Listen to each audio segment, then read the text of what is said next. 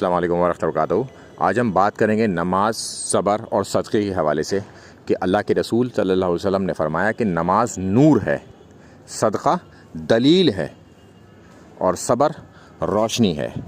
تو ان تینوں چیزوں کا دامن پکڑ کے رکھنا ہے، پھر یہ چیزیں ہماری زندگی میں ہمارے اندر نظر آئیں گی اور انشاءاللہ یہ آخرت میں ہماری کامیابی کا باعث بنیں گی۔ تو نماز فرض ہے ہم پر، ایک دن میں 17 فرض نمازیں۔